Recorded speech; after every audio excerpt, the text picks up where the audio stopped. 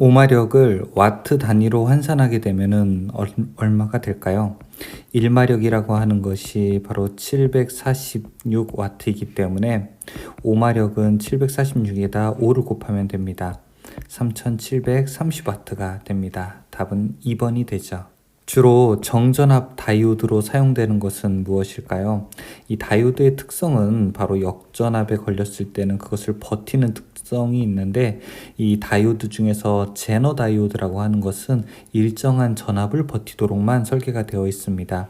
그래서 이것을 우리가 항복 특성이라고 부르는데, 이걸 제너 다이오드의 특성이라고 할 수 있습니다. 어떤 전지에서 5A의 전류가 10분간 흐르게 됐다면 이 전지에서 나온 전기량은 얼만큼인가 물어보고 있습니다. 전기량 Q는 I 곱하기 T가 되고요. 이 전류가 오고 시간이 10분, 즉 600초가 된다면 이때는 전기량이 3000쿨롱이 됩니다. 답은 4번이 되겠네요.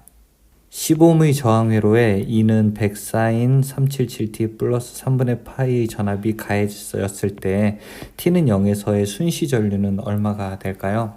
이 T는 0이기 때문에 우리가 T를 0으로 계산하게 되면은 이 값은 없어지게 되죠. 여기가 없어지게 되면은 sin 3분의 파이로 계산할 수 있고, 흐르는 전류 I는 R분의 V가 되어서 R 값은 15ohm이라고 했고 V 값은 100 곱하기 그 다음에 사인, 여러분 3분의 파이가 180이니까 사인 60을 계산하게 되면 이것이 2분의 루트 3이 됩니다. 계산하게 되면은 10분의 50 곱하기 루트 3이 되고요. 이 값은 5 루트 3으로 될 수 있죠. 답은 2번에 해당합니다. 델타 결선의 전원에서 선전류가 40A이고 성간전압이 220V일 때 상전류는 얼마가 되게 될까요? 이 델타 결선이라고 하는 것은 선전류와 상전류가 루트 3배에 해당합니다. 그래서 선전류가 40이 되게 되면은 상전류는 40을 루트 3으로 나눈 것만큼 되겠죠. 그래서 계산을 40 나누기 루트 3을 계산하게 되면은 상전류 계산할 수 있고요. 이렇게 계산하게 되면은 23A가 됩니다. 기전력 50V, 내부저항 5ohm인 전원이 있다. 이 전원에 부하를 연결하여 얻을 수 있는 최대 전력은 얼만큼이 되는가 물어보고 있습니다. 여러분, 최대 전력을 얻으려면 내부 저항과 외부 저항이 같아야 된다. 그것만 좀 기억을 해주시기 바라겠습니다.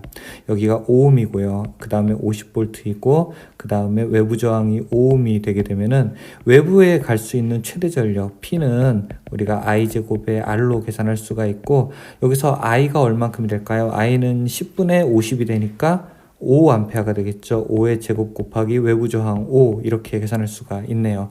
그러면은 125W가 됩니다. 자, 이것은 P는 R분의 V제곱으로도 풀 수 있습니다. 그러면은 R 값이 지금 5가 되고요. 전압은 양쪽에 25V씩 걸리기 때문에 25의 제곱, 이렇게 계산을 할 수가 있죠. 이 값도 역시 125W가 됩니다. 전력량의 단위는 무엇인가 물어보고 있습니다. 전력량의 단위는 전력 곱하기 T, 시간이죠. 전력의 량이라고 하는 것은 전력의 시간이 곱해져 있는 거기 때문에 와트 세크가 되죠. 1ohm와 같은 것은 무엇인지 찾게 됩니다. 1ohm라고 하는 것은 10의 제곱 ohm하고 센티미터가 되게 되는데요. 여기서 센티미터를 또 바꾸게 되면은 4번처럼 10의 6승 ohm 제곱밀리미터가 될 수 있습니다. 답은 4번이 되죠. 납축 전지의 전해액은 무엇인가 이렇게 설명하고 있습니다. 이 납축 전지의 전해액으로 사용하는 것은 황산인데요. 일반 황산을 사용하지 않고 조금 묽혀서 사용하는 묽은 황산을 사용하고 있습니다. 답은 2번이 됩니다. 종류가 다른 두 금속을 접합하여 폐회로를 만들고 두 접합점의 온도를 다르게 하면 이 폐회로의 기전력이 발생하여 전류가 흐르는 현상을 지칭하는 것을 무엇이라고 하게 됩니까? 물어보고 있습니다. 자, 일단 온도를 다르게 했더니 거기서 전류가 발생한다라고 합니다. 이것은 무슨 효과일까요? 이것은 바로 제백 효과라고 우리가 이야기할 수 있죠. 답은 4번입니다. 만약에 전류를 흘렸는데 온도 변화가 일어나게 됐다라고 하는 것은 펠티의 효과가 되죠. 임피던스는 2 플러스 J11, 또 하나 임피던스는 4 마이너스 J3의 직렬회로에 교류전압 100V를 가할 때 합성 임피던스는 어떻게 되는가 물어보고 있습니다. 여기서 교류전압 100V는 사실 필요가 없어요. 이 두 개의 합성 임피던스만 구하면 되는 겁니다. 2 플러스 J11과 그 다음에 4 마이너스 J3의 합성만 구하면 됩니다. 그럼 이거는 6 플러스 J8이고요. 복소수 형태로 나타내게 되면 6 플러스 J8인데 자, 이것을 절대값으로 표현하게 되면은 10이 되겠죠. 답은 3번이 됩니다. 비투자율이 1인 환상철심 중에 자장의 세기가 H 암페어 턴퍼미터였다. 자, 이때 비투자율이 10인 물질로 바꾸면 철심의 자속 밀도가 어떻게 되는가 물어보고 있습니다. 이 자속 밀도라고 하는 것은요, 뮤 H가 됩니다. 근데 뮤라고 하는 거는 진공의 투자율에다가 우리가 비투자율의 곱이라고 볼 수 있죠. 따라서 이 뮤 S 비투자율이 10배가 늘어났다고 했잖아요. 그러니까 10이라고 했으니까 10배가 더 늘어나게 된 거고 10배가 늘어나게 되니까 자속 밀도라고 하는 것도 10배가 커지게 되겠죠. 답은 2번 10배가 커진다가 답이 됩니다. 다음 중 반자성체는 무엇인가 물어보고 있습니다. 반자성체는 자석을 가까이 하게 되면은 그 자석과 반대되는 극성으로 자화되는 것, 이런 특징을 가진 물질을 우리가 반자성체라고 부르게 되는데요. 반자성체는 여기서 안티몬에 해당하게 됩니다. 니켈, 코발트 이런 것들은 니코철망, 강자성체고요. 알루미늄은 상자성체에 해당하게 됩니다. 답은 1번이 되죠. R은 4옴, XL은 8옴, XC는 5옴이 직렬로 연결된 회로에 100V의 교류를 가했을 때 흐르는 전류와 임피던스는 얼마큼이 되는가 물어보고 있습니다. 이 회로도를 보고서 같이 이야기를 하는 것이 더 좋을 것 같네요. 이 그림과 같은 회로에서 흐르는 전류와 관계를 물어보고 있게 되는 건데요. 일단 흐르는 전류는 어떻게 될까요? I는 임피던스 분의 V가 되는데요. 전체 임피던스는 저항이 4이고 그 다음에 리액턴스는 3이 되는 것이죠. 서로 빼게 되면은 그러면 임피던스는 5가 되고 전압은 100V가 됩니다. 따라서 흐르는 전류는 20A가 되는데요. 20A이면서 유도성 리액턴스는 8옴이고 용량성이 5옴이니까 이 회로는 유도성이 더 커서 유도성을 띠게 되겠죠. 따라서 20A의 유도성이 됩니다. 답은 4번이 되겠네요. 정전 흡입력에 대한 설명 중에서 옳은 것은 무엇인가 물어보고 있습니다. 정전 흡입력 F라고 하는 것은 2분의 1 입실론 제로 2의 제곱 이렇게 되는데요. 전압의 제곱이 되게 되는데요. 여기서 옳은 것을 고르게 되면은 1번이 해당되겠네요. 전압의 제곱에 비례한다라고 되어 있습니다. 그래서 유전율과 전압의 제곱에 비례하게 되는 1번이 옳은 설명이 됩니다. 세 변의 저항 RA, RB, RC가 15옴인 Y결선 회로가 있다. 이것과 등가인 델타 결선 회로의 각 변의 저항은 어떻게 되는가 물어보고 있습니다. 이 Y결선을 델타로 바꾸기 위해서는 우리가 각 저항의 3배를 하게 되죠. 3배가 돼야 되니까 15옴짜리가 3배가 된다면 45옴이 될 것입니다. 답은 4번이 되겠네요. 플레밍의 왼손 법칙에서 전류의 방향을 나타내는 손가락은 어느 것인가 물어보고 있습니다. 이 왼손이라고 하는 것, 오른손이라고 하는 것 상관없어요. 다 엄지, 검지, 중지로 하게 되면은 도, 자, 기를 나타내게 됩니다. 엄지가 도체의 방향, 그 다음에 검지가 자속의 방향, 그 다음에 중지가 기전력의 방향이 되는 것이죠. 여기서는 지금 전류의 방향을 나타내고 있는 걸 물어보고 있으니까 기전력의 방향, 즉 중지가 그 대상이 된다고 할 수 있습니다.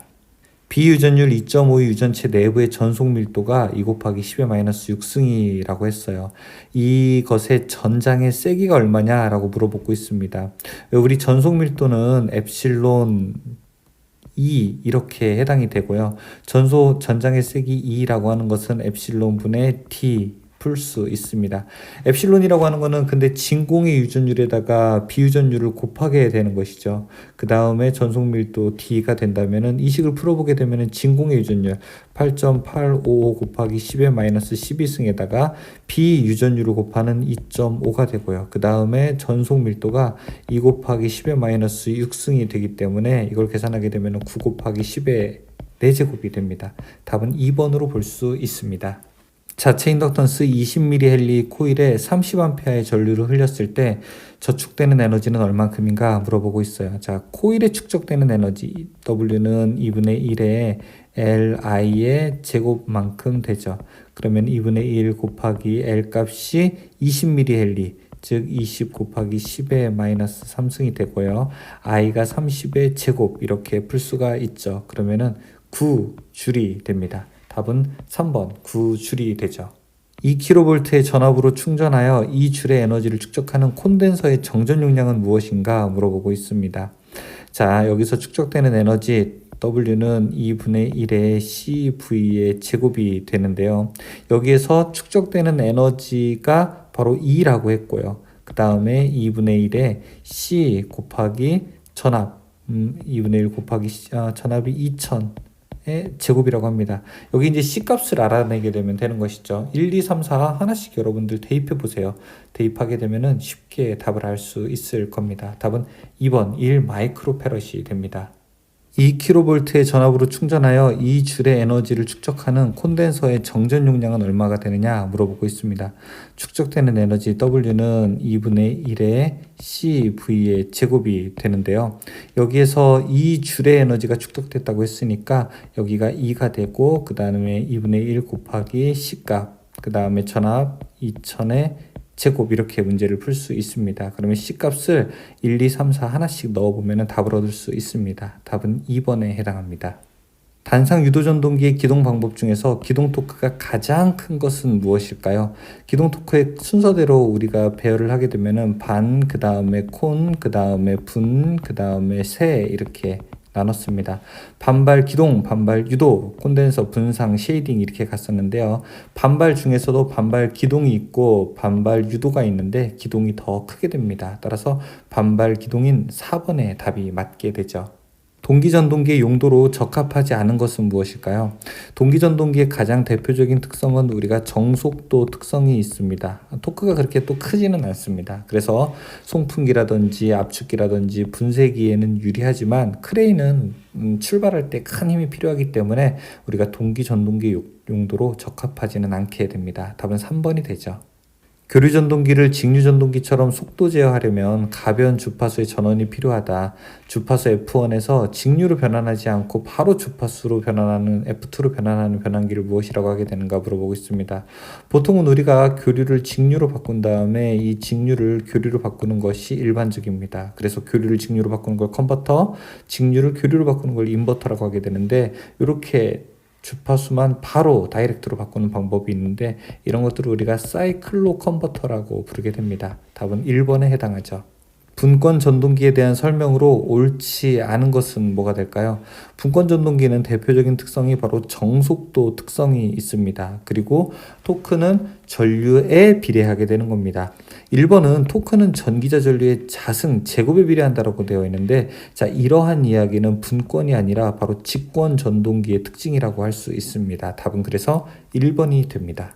절연물을 전극 사이에 삽입하고 전압을 가하면 전류가 흐르는데 이 전류를 무엇이라고 하게 되는가 물어보고 있습니다. 좀 새는 전기거든요. 절연물에서 전기가 나오면 안 되잖아요. 그쵸? 이런 것들을 우리가 누설 전류라고 부르게 됩니다.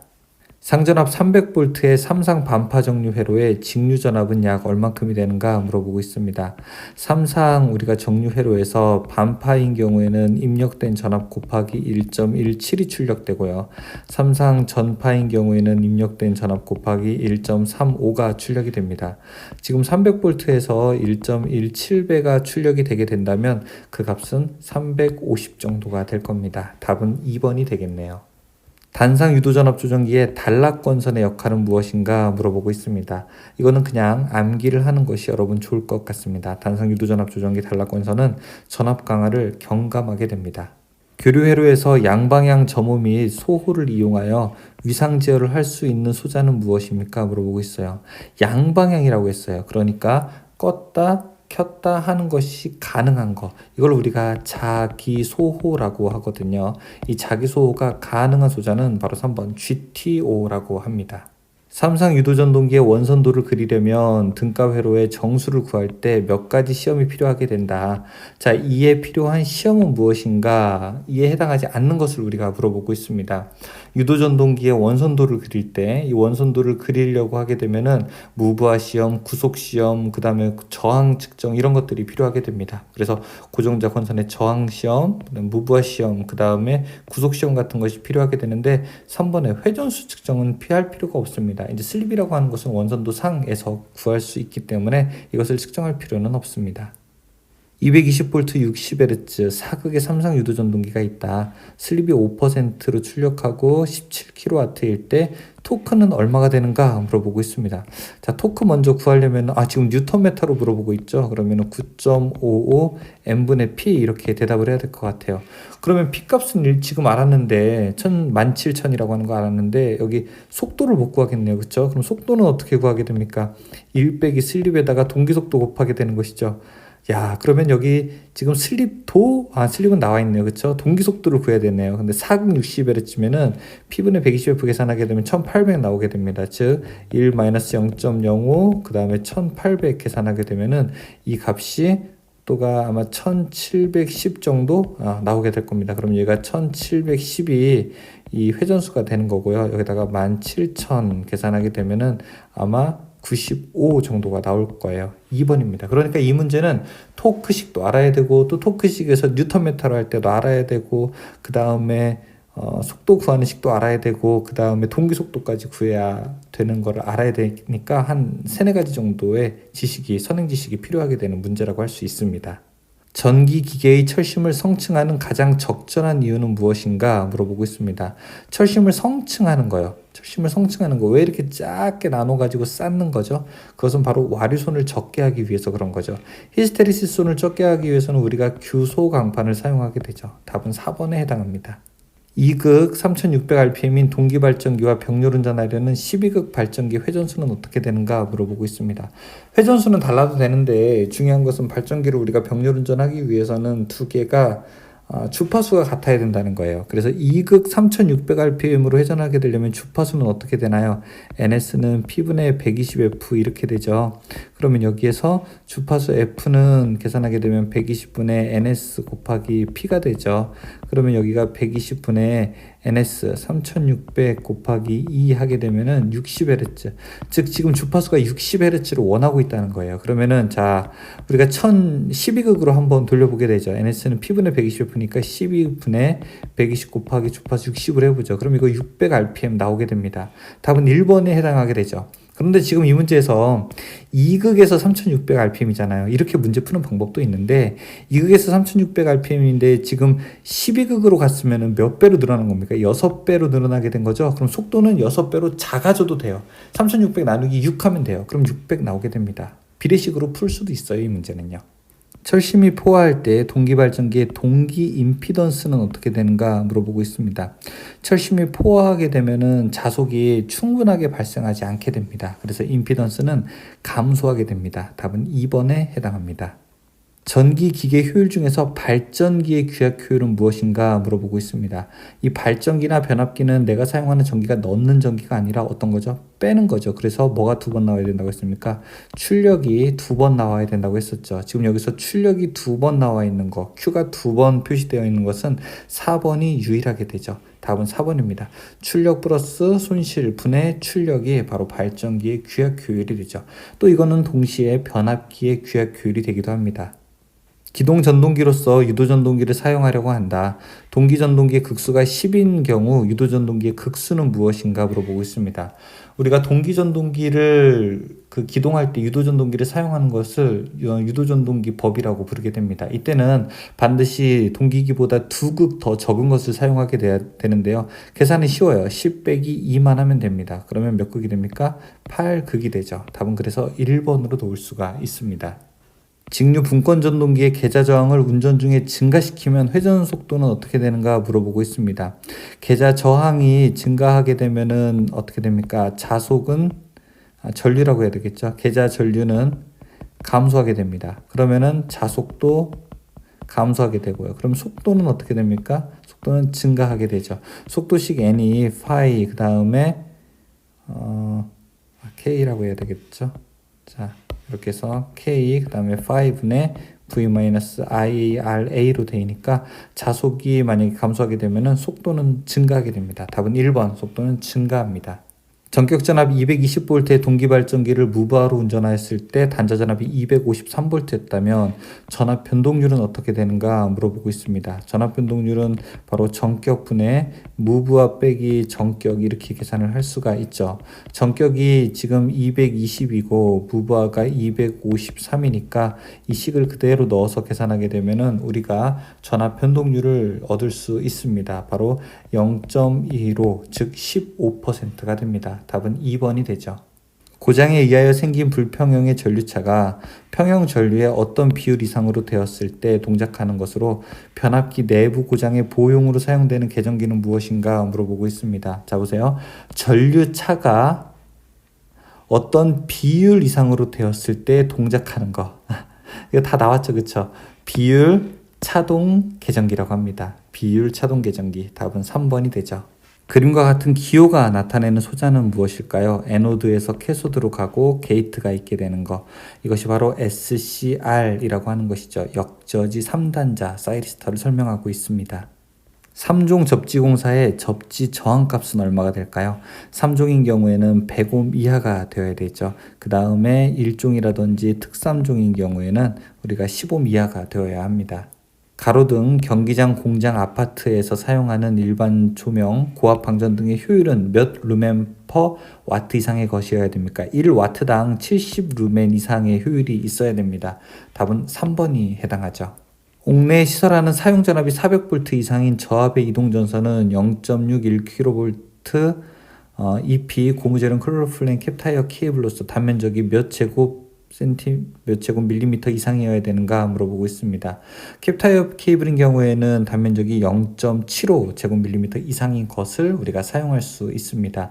일반적으로 사용하는 전선의 가장 작은 굵기라고도 볼 수 있습니다.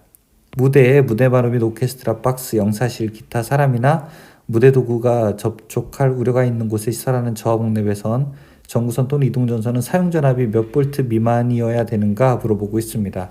사용전압이 400V 미만이어야 합니다. 흥행장의 경우에는 400V, 화약 장소에서는 300V를 기억하십시오. 일반적으로 저압 가공 인입선이 도로를 횡단하는 경우 노면상 설치 높이는 얼마여야 되는가 물어보고 있습니다. 저압 가공 인입선이라고 하죠. 이제 공중으로 오는 선이기 때문에 5m 이상에다가 설치를 하여야 합니다. 합성 수지관이 금속관과 비교하여 장점으로 볼 수 없는 것은 무엇이 될까요? 합성 수지관은 금속관보다 여러 가지 장점이 있죠. 가볍고, 그 다음에 가격이 싸고 공사가 편하고, 그 다음에 누전될 우려가 없고, 이런 것들이 다 장점으로 볼 수 있습니다. 하지만 이번 온도 변화에 따른 신축작용이 크다는 거, 이거 플라스틱이기 때문에 신축작용이 크다라고 하는 것은 합성 수지관이 가지고 있는 치명적 단점에 해당하게 됩니다. 답은 2번이 됩니다. 철근 콘크리트주가 원형의 것인 경우는 갑종 풍압파 중에 얼만큼인가 물어보고 있습니다. 자, 이것은 사실 기사 문제에 나오는 건데 기능사에 특이하게 한 번 나왔다가 없어진 그런 문제가 됩니다.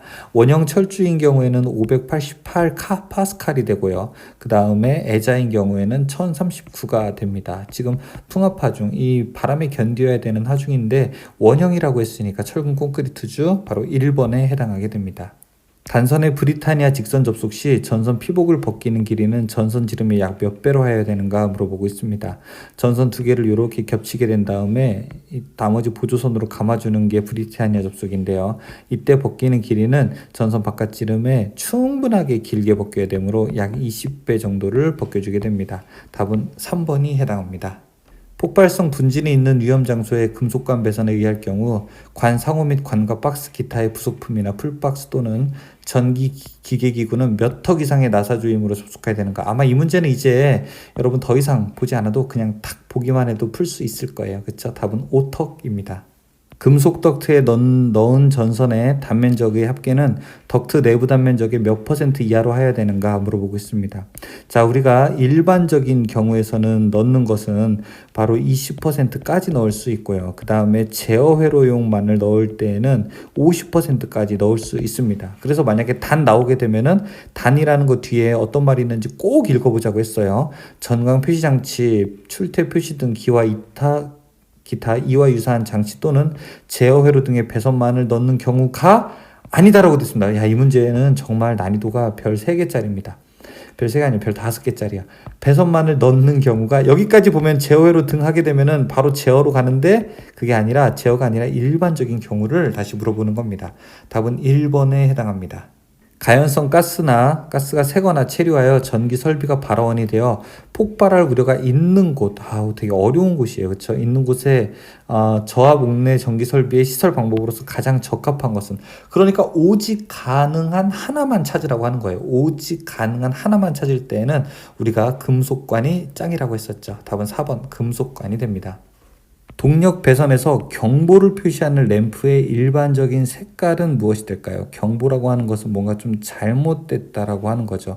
예를 들어 여러분 시퀀스회로 나중에 만약에 접하실 일이 있게 된다면 이렇게 EOCR이 동작했을 때 켜지는 램프가 우리가 보통 이제 옐로우, 오렌지색 램프를 사용하게 됩니다. 그래서 경보에는 오렌지색을 사용하고, 백색은 전원 표시등, 적색은 뭔가 동작하고 있다는 거, 녹색은 동작을 대기한다는 뜻을 나타내게 됩니다. 다음 중 교류 차단기의 단선도 심벌은 무엇인가 라고 되어 있습니다. 여기 지금 구멍이 이렇게 하얗게 비어 있죠. 이게 교류고요. 그 밑에 이렇게 까맣게 칠해져 있죠. 이게 이제 직류를 뜻하게 됩니다. 선을 여러 개로 한 것은 복선도고요. 하나로 한 것이 단선도니까 답은 1번이 바로 교류 차단기의 단선도 심벌이 됩니다. 애자 사용 공사에 의한 저압 옥내 배선에서 일반적으로 전선 상호 간의 간격은 몇 센티미터 이상이어야 되는가 물어보고 있습니다. 전선 길이는 400V가 넘든 안 넘든 무조건 6cm 이상 이격이 되어야 됩니다. 답은 2번이 해당되죠. 16mm 금속 전선관에 나사내기를 할 때 반직각 구부리기를 한 곳에 나사산은 몇 산 정도로 해야 되는가 물어보고 있습니다. 반직각 구부리기라고 하는 것은 이렇게 전선관이 가다가 마지막에 단자대와 같은 것이 만나려고 할 때 그냥 로크너트를 사용하지 않고 부싱만 끼워줄 때 우리가 반직각 구부리기라고 부르게 됩니다. 로크너트를 사용하지 않고 부싱만 끼워주고 있기 때문에 나사산을 몇 개 안 만들어도 괜찮습니다. 한 3개 정도만 만들어도 괜찮아요. 답은 1번. 3에서 4개 정도의 나사산만 만들어주면 됩니다. 가정용 전등에 사용되는 전멸 스위치를 설치해야 할 위치에 대한 설명으로 가장 적당한 것은 무엇이 될까요? 전멸 스위치를 설치할 때에는 반드시 이렇게 핫라인, 전력선 측에다가 우리가 스위치를 설치하도록 되어 있습니다. 즉 4번 전압 측 전선에 설치하는 것을 원칙으로 하게 됩니다. 수전 전력 500kW 이상인 고압 수전 설비의 인입구에 낙뢰나 혼촉 사고에 의한 이상 전압으로부터 선로와 기기를 보호할 목적으로 시설하는 것은 무엇이 될까요? 낙뢰, 그러니까 이상 전압이 크게 들어오게 될 때 이것을 대지로 방전시키는 역할을 하게 되는 것에 대해서 물어보고 있는데요. 이건 라이트닝 어레스터라고 해서 피뢰기라고 부르게 됩니다. 57 답은 3번이 됩니다. 박스에 금속관을 고정할 때 사용하는 것은 무엇이 될까요? 박스에 금속관을 사용하게 된다는 것은 어떤 뜻이냐면은 이렇게 뭐 철제라든지 아니면 컨트롤 박스가 있을 때 금속관이 들어가는 거거든요. 금속관이 구멍을 통해서 들어가게 되면은 이 안쪽에도 너트를 고정해야 되고 바깥쪽에도 너트를 고정시켜야 됩니다. 자, 이런 때 사용하는 것이 바로 우리 잠가주는 너트라고 해서 이것을 로크 너트라고 부르게 됩니다. 여기는 이제 로크라고 받게 되겠죠. 로크 너트라고 부르게 됩니다. 주상변압기의 1차 측 보호장치로 사용하는 것은 무엇이 될까요? 주상변압기는 이렇게 전주가 있을 때 변압기에 들어가는 인입 측에 사용하는 이 장치를 지금 물어보고 있는데요. 이것을 우리가 COS라고 하고 Cut Out Switch라고 부르게 됩니다. 1번이 답이 되죠. 금속재 가요전선관 공사 방법의 설명으로 옳은 것은 무엇입니까? 가요전선관과 박스와의 직각 부분에 연결하는 부속 부분 앵글 박스 커넥터이다. 이게 맞는 얘기입니다. 2번은 가요전선관과 금속관의 접속에 사용하는 부속 부분 스트레이트 박스 커넥터다. 이건 컴비네이션이죠. 그렇죠? 가요전선관 상호 접속에 사용하는 부속 부분 콤비네이션이다. 이건 스플릿 커플링이고요. 스위치 박스에는 컴비네이션 커플링을 사용하여 가요전선관에 접속한다. 아니죠. 커넥터를 사용해야 되겠죠. 이거는 이제 다 잘못된 얘기가 됩니다. 답은 1번만 답이 되죠.